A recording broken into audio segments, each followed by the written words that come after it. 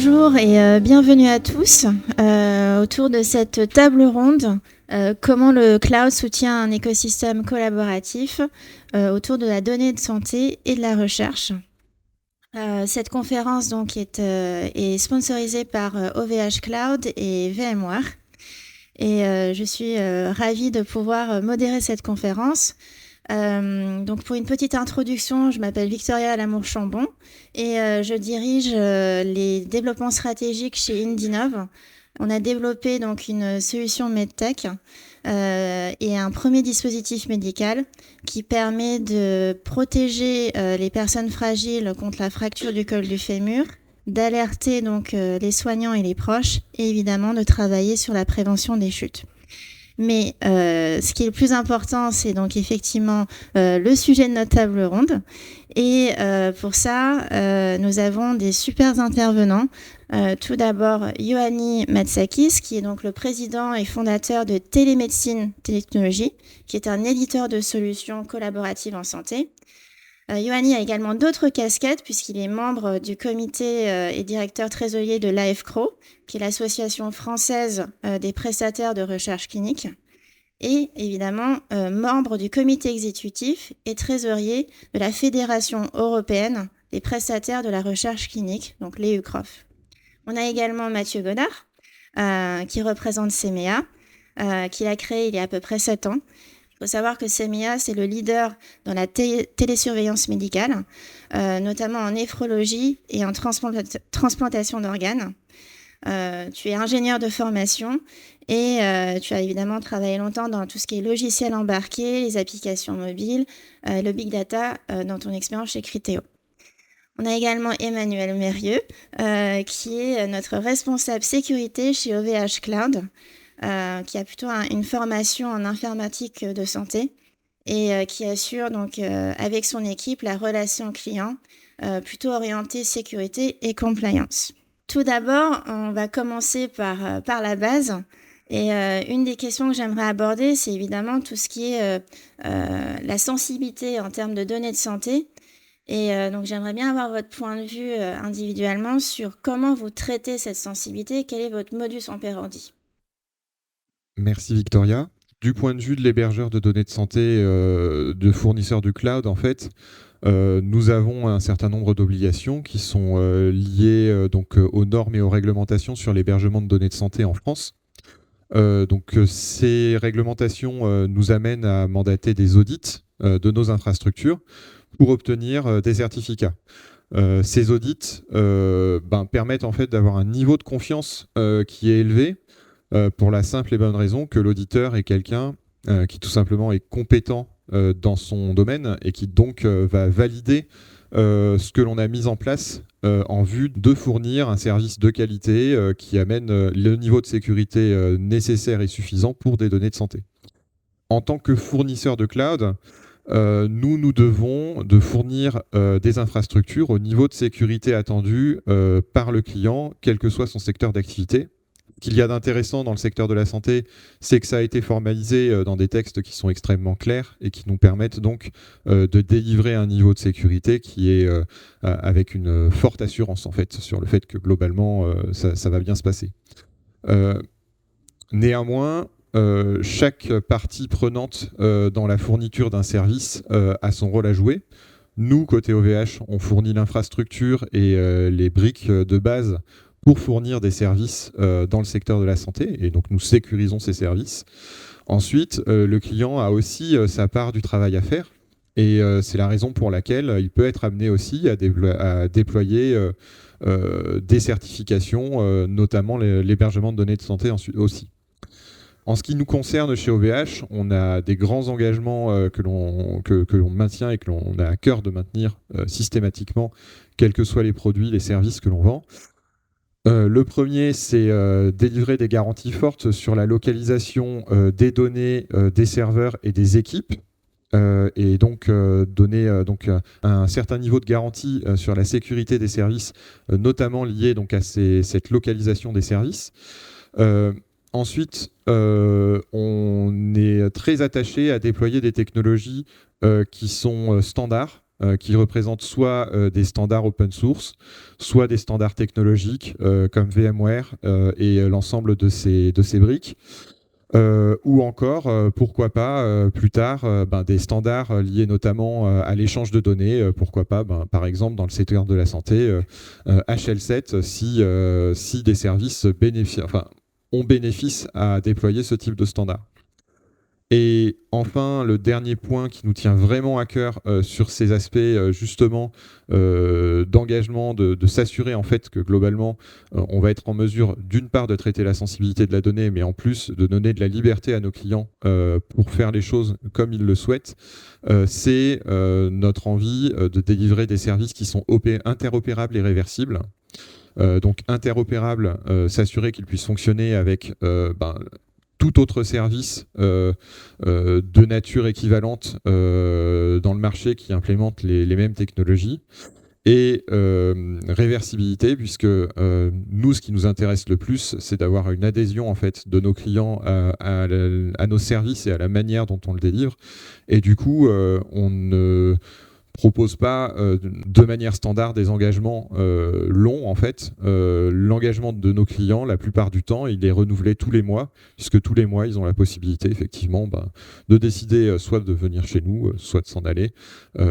Et de ce fait, en fait, du coup, on est très content aujourd'hui de constater que, a priori, nos services sont utilisés par du monde et donc, a priori, ils correspondent à leurs besoins.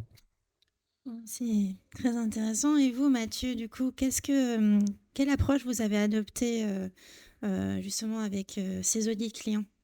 Oui, alors nous on a une particularité, c'est en faisant de la télésurveillance, on est utilisé par des médecins dans des établissements de santé, et à ce titre on a plusieurs sources d'exigences sur la sécurisation de ces données et la prise en compte de leur caractère sensible. Il y a d'abord évidemment toutes les lois, les réglementations qui peuvent s'appliquer, mais de plus en plus les patients, les soignants sont sensibles. Clairement, grâce et depuis le RGPD, les gens savent qu'il y a vraiment un risque à divulguer de la donnée de santé, comme vous le disiez, c'est très très sensible et probablement plus encore que de la donnée bancaire. Et puis enfin, on a les DSI, la direction des systèmes d'information des établissements avec lesquels on travaille, pour lesquels le modèle change un petit peu. Jusqu'à présent, ils étaient habitués à avoir des données stockés ou hébergés dans leur propre data center dans les établissements, et de plus en plus le modèle cloud les amène à devoir perdre un petit peu finalement le contrôle des données qu'ils vont confier directement ou indirectement à des entreprises comme les nôtres qui peuvent faire de la e-santé. Ce que ça va avoir comme conséquence, c'est que, comme disait Emmanuel, on a beau avoir plein de labels, HDS en est un, mais il y en a beaucoup d'autres, qui vont essayer de garantir le fait qu'on fait les choses bien avec la sécurité. Il reste quand même beaucoup d'éléments, beaucoup de facteurs qui peuvent constituer des trous de sécurité. Et donc il est important d'amener des garanties aux DSI, mais également aux soignants, aux patients, sur le fait qu'on ne va pas faire n'importe quoi avec ces données sensibles. Et pour ça, nous, on a essayé, alors très clairement, depuis le début, on s'est dit, il faut vraiment rassurer et on va essayer d'être les bons élèves. Et pour ça, dès le départ, on a fait du HDS, donc c'est pour ça que très rapidement on s'est rapproché d'OVH. D'ailleurs, OVH nous a accompagnés et je les en remercie ici, notamment avec Open Trusted Cloud, même encore aujourd'hui. Cette expertise est super importante parce que c'est vrai, quand on est une start-up dans la santé, on connaît pas forcément toutes ces contraintes, toutes ces spécifications qu'on doit, ou toutes ces exigences qu'on doit respecter. Et puis, on a mis en place un ensemble de mesures pour essayer d'aller plus loin que ce que nous demande la réglementation. Donc, par exemple, anonymiser les back-office, par exemple, faire du chiffrage partout où c'est possible, et mettre en place comme ça un ensemble de mesures. Et très clairement, ça nous bénéficie aujourd'hui puisque là, on est en train de parler de plus en plus de cloud souverain, de ne pas être empêché par l'extraterritorialité de certaines lois américaines, par exemple. Et en fait, nous, quand tout ça arrive et que les établissements commencent à se dire « oulala, c'est inquiétant, ça, que la donnée, finalement, elle est sensible, même si elle est sur des serveurs HDS », nous, on est tranquille parce qu'on sait que nos données sont en France. Ça, c'est clé. Et justement, avec votre expérience, Yoannis, si vous devez résumer en quelques points clés, quels sont les éléments pour vous pour mieux gérer cette sécurité ? Alors, on parle de données sensibles. Je veux juste rappeler que les données sensibles, dans le cas du RGPD, elles sont définies. L'article 9 du RGPD définit des catégories spéciales de données. Et en plus, il stipule que les données sensibles n'ont pas à être collectées, en tout cas dans le cadre général. Il faut qu'il y ait une base légale différente, par exemple les lois sur la santé ou sur la recherche clinique, qui vont donner un fondement qui permet de les collecter. Alors maintenant qu'on a dit ça, c'est simplement pour positionner la question de la donnée sensible. Quelle est-elle ? Effectivement, les données de casier judiciaire sont des données sensibles. Il y a beaucoup de données qu'on ne voudrait pas voir divulguées. Pour pouvoir assurer la confidentialité de ces données, on a obligatoirement besoin d'une brique de sécurité. Donc on ne peut pas parler, et aujourd'hui, et tout à l'heure Emmanuel l'a bien dit, on a de plus en plus des systèmes qui interopèrent. L'hôpital va devoir interopérer avec d'autres systèmes. Donc on est dans un monde qui est à la fois ouvert, il faut conjuguer ouverture, et en même temps, avec l'ouverture vient la cybermenace. Et c'est la première brique, je dirais. Donc il y a deux niveaux qui sont très importants et qui ont vraiment évolué au cours des 20 dernières années, et qui fait qu'aujourd'hui, disposer d'opérateurs cloud fiables, que l'on maîtrise, entre guillemets, et la réversibilité est un des éléments de cette maîtrise, parce que c'est quand même le responsable de traitement qui veut garder le contrôle sur ces données, in fine, et c'est quelque chose d'essentiel. Ce que je voulais dire de mon expérience très concrète, il y a 20 ans, on achetait un serveur, on allait le mettre dans un rack, dans un data center. Aujourd'hui, c'est plus comme ça que ça fonctionne, et c'est là qu'interviennent les opérateurs du cloud. Ils nous fournissent un service, une infrastructure as a service, avec une dématérialisation qui nous permet de nous concentrer sur notre métier. Et ça permet de distinguer deux couches. Une couche qui est la couche de l'infrastructure et une autre couche qui est la couche du service qui vient de se rajouter par-dessus, ce dont parlait tout à l'heure Emmanuel, l'infogérance. Et au-delà de l'infogérance elle-même, les applicatifs sur lesquels on va développer les processus métiers qui sont faits pour répondre aux besoins des utilisateurs, qui doivent eux-mêmes intégrer toutes les règles de gestion de la confidentialité. Qu'on voit qu'on est dans un système où chacun est beaucoup plus spécialisé et finalement disposer d'un opérateur expert dans son domaine, le domaine du cloud, pour nous, et je pense pour nos clients, c'est un élément de confiance essentiel pour pouvoir amener la première brique. On ne peut pas parler de confidentialité, une fois encore, si on n'a pas traité la sécurité. Effectivement, donc on voit bien que tout ce qui est lié à la sécurité et la qualité sont évidemment font l'objet d'une très très grande attention. Et vous l'avez bien évoqué tous, notamment sur l'hébergement et le stockage des données de santé. Ce qu'on aimerait comprendre un peu plus, c'est ce qu'il en est de la collecte et de l'utilisation en fait de ces données de santé. Et puis évidemment tout ce qui est lié aux exigences, aux contraintes, aux défis, aux limites, notamment par rapport à l'accès à ces données de santé. Et dans le cadre, par exemple, de CEMEIA, donc dans la e-santé, Mathieu, vous devez, par exemple, obtenir le consentement de vos clients. Oui, alors ça, c'est aussi un élément qui change où petit à petit, alors ça prend un peu de temps, mais tous les acteurs du milieu de la santé comprennent et acceptent que les données appartiennent, c'est ce que vous disiez aussi en introduction, appartiennent aux patients.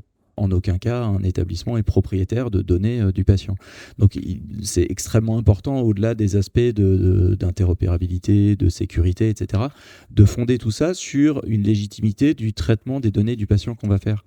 Et en fait, même chose, pour gagner la confiance du patient et lui garantir que non, on ne va pas faire n'importe quoi et surtout on ne va pas vendre ces données, c'est souvent une inquiétude qui revient, il faut collecter son accord. Alors éclairé, c'est souvent ce qu'on entend, l'accord éclairé. Et nous, très, très concrètement, ça passe par une couche d'information individuelle, mais pas une information avec juste des boîtes de dialogue. Nous, on a carrément des infirmières qui vont appeler les patients au moment de l'inclusion dans le programme de télésurveillance pour expliquer ce qu'est ce programme de télésurveillance et également leur expliquer ce qu'on va faire avec leurs données, pourquoi c'est important de collecter les données, pourquoi elles sont sécurisées. Et c'est pour nous seulement à ce moment-là qu'on a vraiment un consentement éclairé.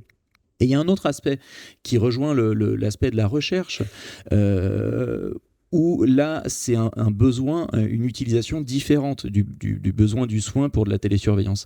Et nous, on a décidé d'aller vraiment très loin, donc de saucissonner finalement cet accord du patient pour lui dire, pour le soin, vous allez peut-être être d'accord pour nous laisser traiter vos données. Par contre, peut-être que sur un point de vue philosophique ou autre, vous n'avez pas envie que vos données soient utilisées pour faire de la recherche.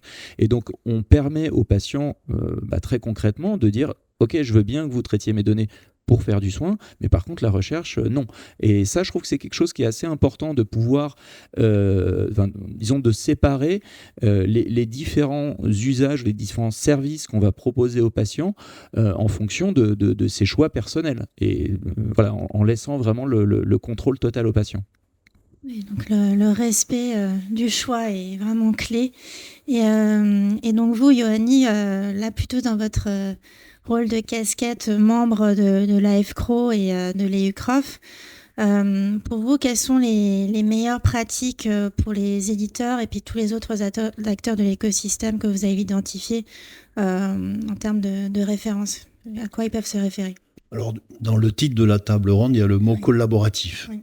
Et on est dans un univers concurrentiel. Les entreprises sont souvent concurrentes entre elles.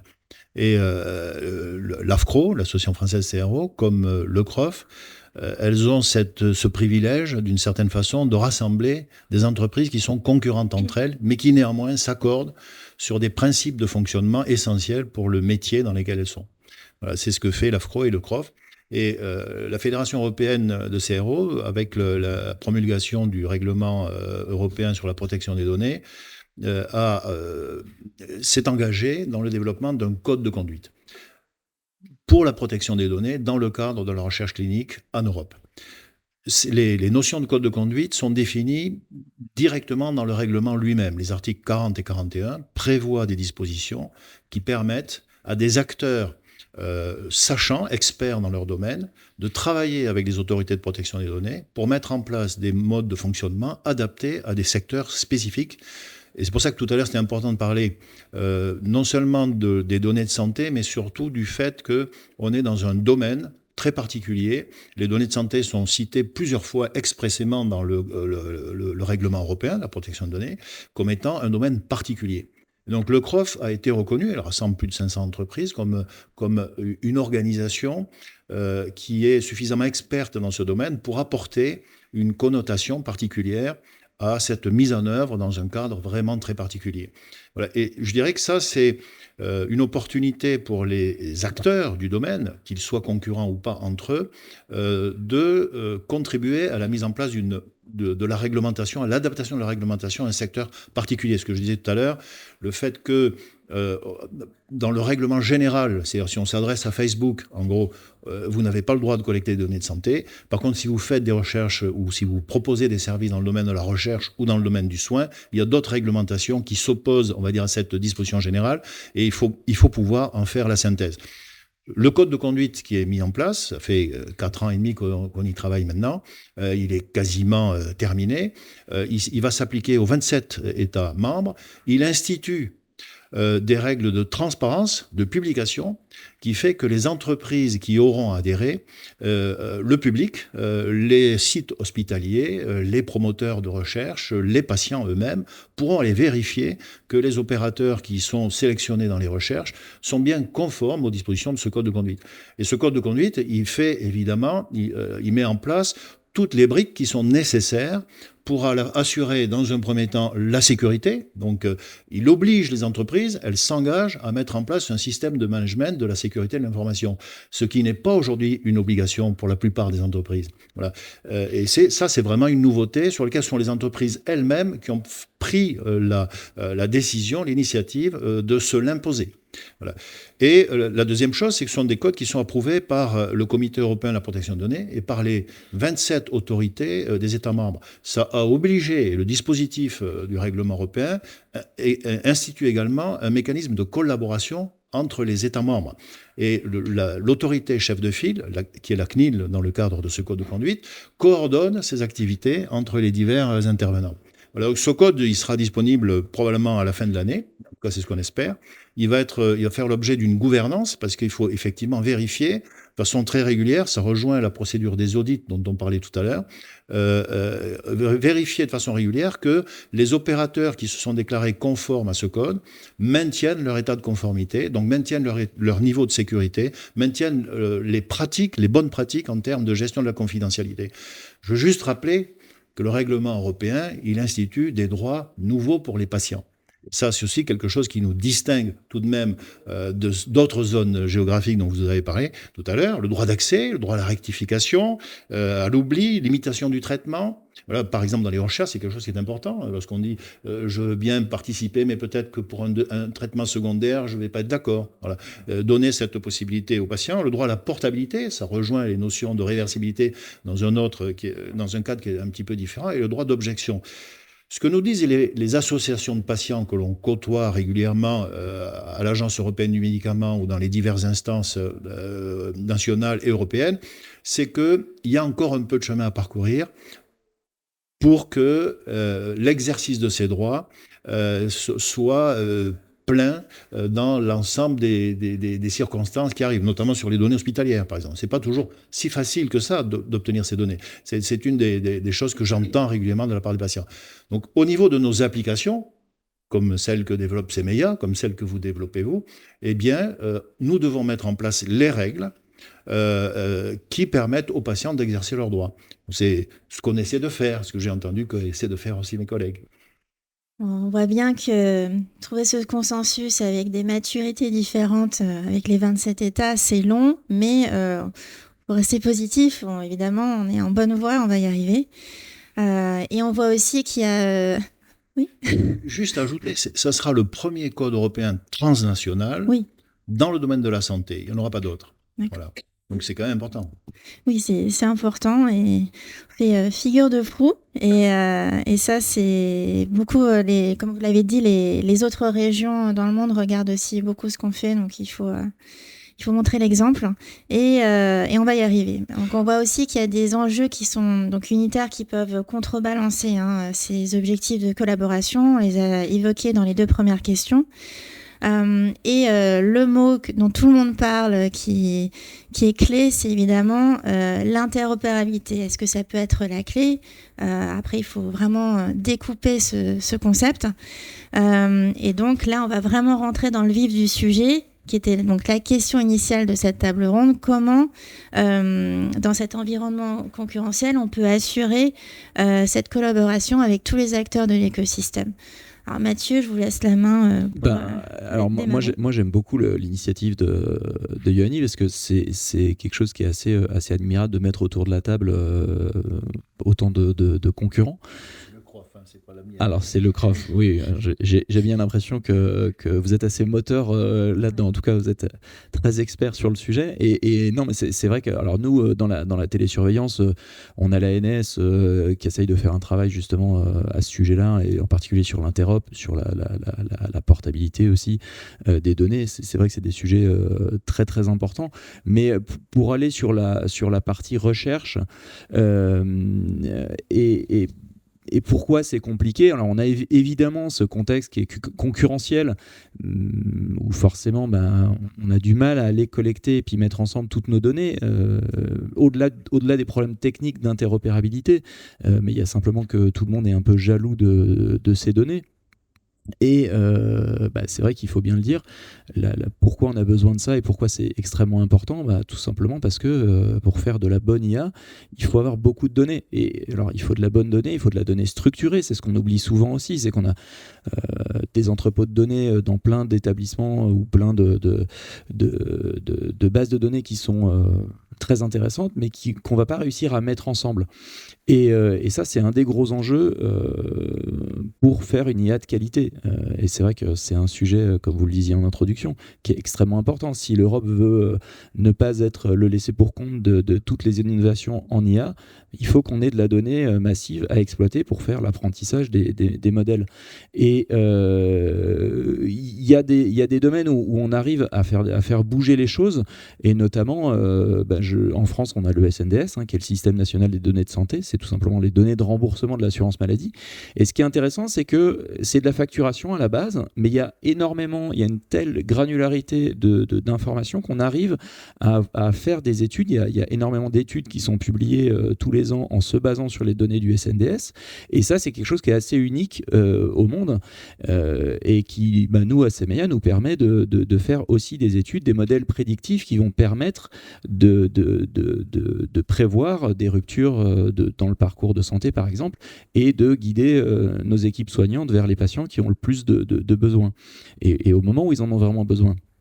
Et ça, c'est vrai que c'est une initiative qui existe depuis longtemps. Nous, on a réussi à faire une bulle sécurisée, d'ailleurs en se basant sur les technologies cloud d'OVH. Donc, c'est possible. Enfin, clairement, c'est pas parce qu'on est sur le cloud, c'est pas parce qu'on est dans un environnement concurrentiel qu'on ne peut pas le faire. Après, il faut qu'il y ait une vraie motivation, une vraie envie de se mettre ensemble et de mettre nos données ensemble. Mais en général, l'interop et les problèmes techniques, c'est un peu secondaire et on sait faire. Enfin, c'est jamais un gros problème de faire de l'interopérabilité, même de l'interopérabilité sémantique. Et j'ai beaucoup aimé vos observations sur l'IA de qualité, ce qui est évidemment un avantage compétitif clair pour nous en Europe, et il faut qu'on y arrive. Mais alors vous, Yoannis, est-ce que vous pensez qu'il faut forcément ou systématiquement beaucoup de données ? Alors, si on veut vraiment développer des algorithmes de deep learning, oui, il faut énormément de données. Si on adapte des algorithmes qui existent sur des procédures d'apprentissage plus, on va dire, high level, avec beaucoup moins de données, on peut le faire. C'est-à-dire qu'on a déjà un système qui existe, qui a fait son apprentissage dans le contexte général. Par exemple, utiliser l'IA pour faire de la traduction. On peut faire de la traduction, on peut entraîner une intelligence artificielle à faire de la traduction de français à anglais avec une masse de données qui n'a rien de la santé. Mais une fois que c'est fait, eh bien, on va pouvoir utiliser ce même système de learning, d'apprentissage par l'IA, on va pouvoir l'utiliser dans des cas d'application particuliers, et là, on aura besoin de beaucoup moins de données. Voilà. Donc, l'enjeu, si on parle d'enjeu de souveraineté, par exemple, effectivement, c'est d'arriver à créer des pools de données, des entrepôts de données suffisamment vastes pour qu'on puisse non pas utiliser des algorithmes dont la base, la brique essentielle, initiale, a été mise au point par des tiers, aux États-Unis la plupart du temps, ou en Chine ou ailleurs, mais qui soient mis en Europe. Donc là, il y a un vrai enjeu de souveraineté, effectivement. Et puis aujourd'hui, c'est vraiment quelque chose qui touche tous les domaines d'activité, dans le domaine de la santé, du soin, du diagnostic, et dans le domaine, bien sûr, de la recherche. Pouvoir disposer d'algorithmes d'intelligence artificielle pour adapter, mieux traiter, automatiser un certain nombre de tâches, etc. Donc là, pour pouvoir le faire, très souvent, ce qui se pose de plus en plus aujourd'hui, c'est des problématiques d'interopérabilité. C'est-à-dire que, par exemple, il faut qu'on puisse rassembler des données qui vont peut-être venir d'un dossier patient informatisé avec des données qui viennent de la recherche. Par exemple, ou même si c'est qu'un sous-ensemble de données, gardons à l'esprit la finalité du traitement. Et donc, ces problématiques d'interopérabilité, elles peuvent se mettre en place s'il y a à la fois des standards techniques. Il y a 20 ans, à l'HEGP, j'étais dans une réunion avec une assemblée très honorable et on parlait d'interopérabilité entre le dossier patient informatisé et la recherche clinique. Ce processus continue aujourd'hui, sauf que les standards maintenant sont matures, beaucoup plus matures, et c'est possible de le faire. Mais il faut pour ça que les acteurs, qui parfois ont des intérêts divergents, eh bien, se mettent autour d'une table et acceptent de faire communiquer leur système. Et c'est vrai que pour pouvoir le faire, tout en garantissant au sujet, c'est-à-dire aux patients ou aux professionnels de santé qui sont impliqués, la confiance nécessaire, eh bien, on revient aux briques du début. Il faut d'abord garantir la sécurité. Et je trouve personnellement que les services de type Secnum Cloud qui sont aujourd'hui proposés ou HDS, les services cloud d'une façon générale, pas seulement l'infrastructure, apportent beaucoup plus de garanties très souvent que des installations on-premise. Parce qu'il faut pouvoir maintenir autour d'un matériel des compétences qui sont de plus en plus élevées. C'est quand même avec un système type aujourd'hui ce que nous propose OVH, en tout cas moi en tant qu'opérateur, je sais qu'en quelques millisecondes, une machine, si elle tombe, elle va être remplacée automatiquement et que l'utilisateur final, il ne le verra même pas. Je sais que s'il y a des attaques DDoS massives, ça sera pris en charge par OVH. Moi, je ne vais pas me préoccuper de cette partie-là. Par contre, je vais me préoccuper de toute la partie interopérabilité, tout ce qui est ce qu'on appelle handshacking, c'est-à-dire l'identification d'un système vis-à-vis d'un autre. Et c'est ma couche à moi à la fois logique et d'infogérance, le cryptage des communications qui sont nécessaires pour assurer bout en bout la sécurité et la confidentialité, qui sont vraiment deux notions différentes. Voilà. Donc, on développe aujourd'hui de plus en plus des démarches d'entrepôt de données, et on ne peut le faire aujourd'hui pour des visées de recherche, bien sûr, d'amélioration des pratiques de soins, etc. Et c'est une offre qui peut se développer parce qu'il y a un écosystème aujourd'hui d'opérateurs qui travaillent ensemble et qui permettent d'assurer bout en bout la sécurité et la confidentialité. Il faut toujours garder à l'esprit que dans un système d'information, le niveau de sécurité qui est garanti ou de confidentialité correspond au maillon le plus faible de la chaîne. Donc évidemment, ça nous oblige tous les acteurs à être à un niveau équivalent. Voilà, et d'où la communication nécessaire et l'intérêt de ces partenariats.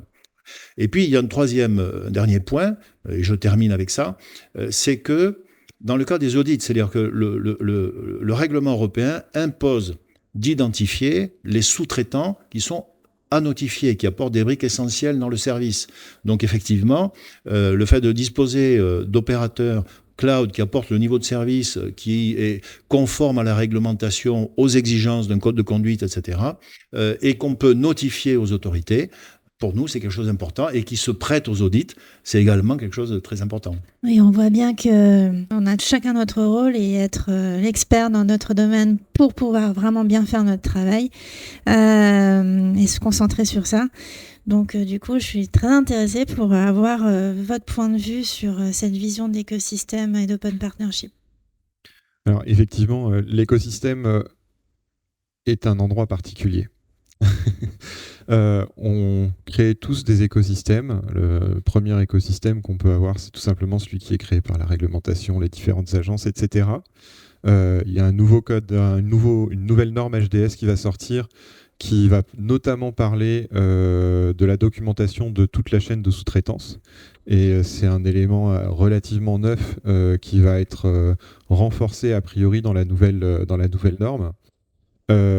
Et en fait, au-delà de ça, je crois que notre approche chez OVH consiste à adopter une forte transparence pour permettre justement à l'ensemble de nos clients d'avoir une vraie confiance dans ce que l'on fait et de bâtir des services en s'adaptant en fait à ce qu'ils veulent entre guillemets en plus, ce qu'ils veulent faire en matière de différenciation, en matière de choses nouvelles sur lesquelles ils considèrent que c'est important pour eux. Je crois que ce qu'a mis en place les réglementations actuelles, on a beaucoup parlé de RGPD, normalisation, etc. En fait, ce que ça a installé, c'est la souveraineté du responsable de traitement. Le responsable de traitement, il va décider à qui il confie ses données, sous quelles conditions, sous quels critères, etc. Il est souverain dans sa décision. Ça va pas, il va changer. Et du coup, nous, en tant que fournisseurs de services, notre intérêt, c'est de créer un lien de confiance avec non seulement ces responsables de traitement, mais aussi l'ensemble des personnes qui vont justement apporter leurs données à ce responsable de traitement, des patients, etc. Et c'est ça le point qui est assez important. Il faut que nous, entre nous, déjà en termes d'entreprises qui travaillons ensemble, on partage suffisamment de choses, des valeurs, des méthodologies, des manières de préparer nos services, de la sécurité, etc. De manière à ce qu'en fait, finalement, face aux personnes à qui on souhaite fournir des services, on arrive unis. Et quelque part, oui, c'est vrai que donner de l'interopérabilité, de la réversibilité, s'assurer que les normes sont respectées, etc., c'est important, mais c'est important pour donner cette liberté aux responsables de traitement. Donner cette liberté de dire, ben oui, effectivement, on va peut-être changer un petit peu, on va peut-être faire un peu autrement. Ce n'est pas négatif pour les personnes qui finalement ne vont pas forcément en bénéficier. C'est positif pour l'ensemble en fait, globalement, parce que ça permet à chacun aussi de savoir pourquoi son service est bon, vers quoi il faut s'améliorer. Et donc ça, c'est des choses qui sont très importantes, je crois. Voilà, faire bien cette vision-là entre nos responsables de traitement qui nous confient ce qui est le plus important à leurs yeux, leurs données. Et ensuite, nous, la confiance que l'on doit donner tous ensemble, et c'est, je pense, la raison d'être de l'Open Trusted Cloud, justement pour être en mesure d'apporter les meilleurs niveaux de confiance à nos clients. En tout cas, merci beaucoup à tous les trois pour toutes ces réflexions et ces retours d'expérience qui, j'espère, peuvent apporter des éléments de solution. Et je pense que ce qu'il faut retenir, c'est évidemment, donc on l'a bien entendu, c'est ce sujet lié à l'infrastructure.